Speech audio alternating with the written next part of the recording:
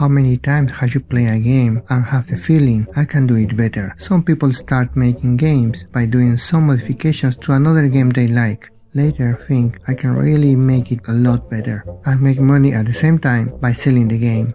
Then pick up a game engine and start making your first game. Soon after, before you know, you start a devlog called Devlog 0 or Devlog 1, starting my dream game. And 2 to 3 years later, you lose motivation and unable to finish it, sometimes even before the first year.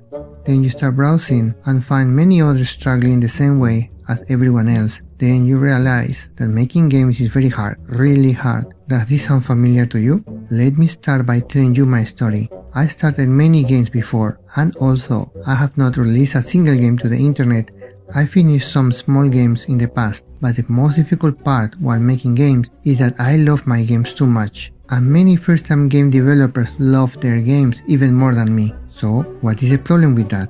Imagine this. You think about your game as your first baby. You love your baby more than you can think. You want to give him or her everything you can and give your baby all your time and dedication. You want to make the perfect baby, your dream game. Sometime later, you notice something. The baby turned into a little monster, and any new ideas creates a new feature, a tentacle that encircles you more and more, and before you notice, that little monster is entangled around your life to the point where you start fighting the monster, and things that you enjoyed before became chores. Any change in one place breaks another place, and that creates new tentacles that again you need to fight, so they keep growing exponentially. The more you try to fix, the more broken it becomes. Then you open your closet and push the monster inside and try to close the door, hoping the tentacles will not come to you and hope things will get easier. But they keep growing back again and again. Sounds familiar enough? As much as I love my babies, I need to stop adding new things, cut things, reduce scope, stop thinking it is my dream game. I realized that my baby is not my baby anymore. That little monster will bite you back if you don't control it. Once I learned this lesson, I got this knife, the knife of wisdom. And you can only get this knife if you make games, a lot of games. So I started to cut features, a lot of them. Many did not look fun, many were too complicated or too difficult for me to do. Mainly those things that will take years to make. Loving your games is painful, and making games is like taking care of these little trees, bonsai. You need to carefully cut branches, remove leaves, add fertilizers and nurture it until you get a very beautiful tree.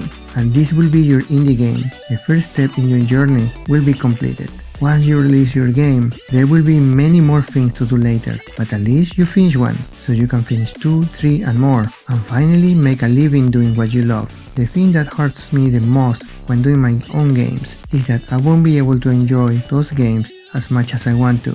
I will not feel the surprise and discovery of my games because I will know pretty much everything that is inside, and that's one of the hardest parts of making games. I start making games because I love games. I love to discover game mechanics, how it works. It brings me a lot of fun having that part of the experience, but I cannot enjoy that part when I do my own games, and that's also another reason many give up finishing their own games. I will talk about that in future videos. In summary, stop loving your games too much. Your games will never be perfect, will not be loved by everyone. I hope eventually you will earn your own knife of wisdom so you can release your games too. Happy Valentine's Day and see you next week. And before I leave today, give me some love if you enjoyed this video. And thank you so much. We completed last week's quest. Woohoo! Let's see this week's quest.